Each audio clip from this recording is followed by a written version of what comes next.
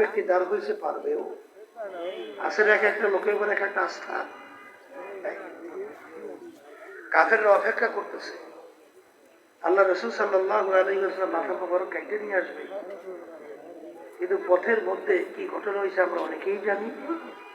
ওই তরবারি নিয়েই সর্বপ্রথম আল্লাহ হাবিব সাল্লাল্লাহু আলাইহি ওয়াসাল্লাম সহ মুসলমানদেরকে নিয়ে নারায়ে তাকবীর স্লোগান দিয়া রাস্তায় নামছিল। কথা ঠিক কিনা? একটু সময়ের ব্যবধানে সে কিন্তু এখন হয়ে গেছে মাখলুকাতের ভিতরে শ্রেষ্ঠ সম্মানিত।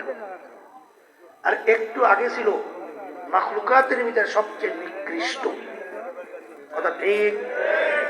এখন বলেন তো, যখন আল্লাহ রাসূল সাল্লাল্লাহু আলাইহি ওয়াসাল্লামকে দরবারে নিয়ে আল্লাহ হাবিবের মাথা কাটার জন্য কেন, আর এখন ইসলামের পক্ষে স্লোগান দিয়ে নামলো।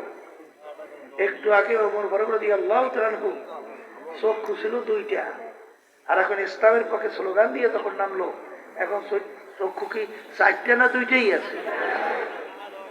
হাত কি দুইটাই না চারটা? পা অন্যান্য অঙ্গ প্রত্যঙ্গ পার্থক্য না একই? তাহলে কোন জায়গায় পার্থক্য হইল?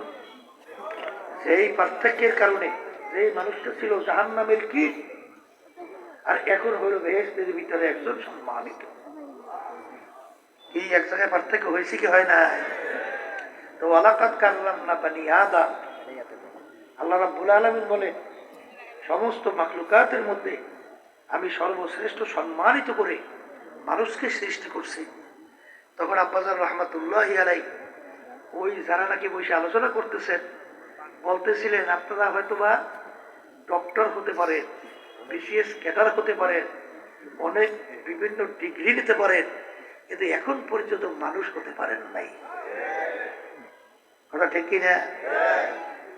বরঞ্চ আল্লাহ রাব্বুল আলামিন মানুষকে বানাইছেন দুর্বল করে, আর পশুকে বানাইছে সবল করে। সবল আর মানুষ কি দুর্বল। তুই একটা উদাহরণ দিলেই বুঝবো। এই আমরা মানুষ বাচ্চা যখন জন্মগ্রহণ করে তখন ঠিক মতো খাইতেও তো পারে না, বোঝেও না। মুখের ভিতরে মা দুধ দেয়, তার ঠিক মতো গেলতেও জানে না, গড়াই গড়াই পড়তে চায়, ঠিক না? এই দাঁড়াইতে দাঁড়াইতে ৬-৮ মাস লাগে, এছাড়া দাঁড়াইতেই পারে না। আর একটা গরুর বাচ্চা হয়, ২-১ ঘন্টা যাওয়ার পরে গরু বাচ্চারা লাফাইয়ে দাঁড়াই যায়।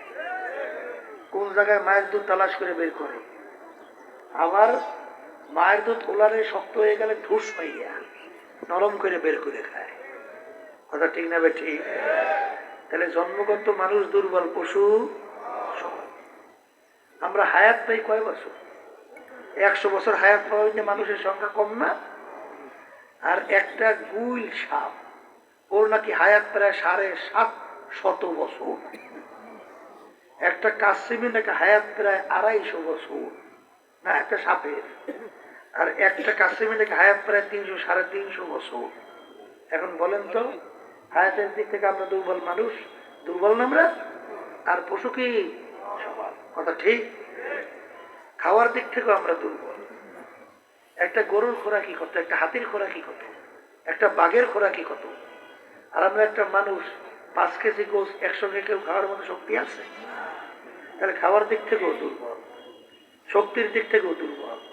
চোখের পাওয়ার, আমরা আলোতে চোখে দেখি, অন্ধকারে দেখি, কিন্তু এক শ্রেণীর পশু পাখি ওরা আলোতেও যেরকম দেখে অন্ধকারেও দেখে। আছে না নাই? আমাদের চোখের পাওয়ার একটা জায়গা পর্যন্ত সীমাবদ্ধতা আছে না? এরপরে আমরা দেখি।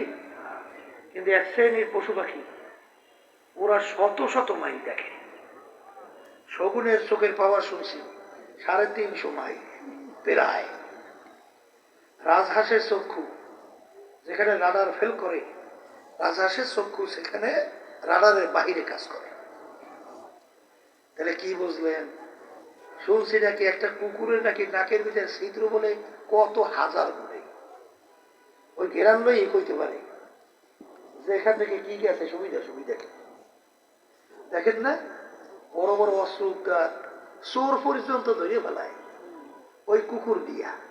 বিদেশে শুনছি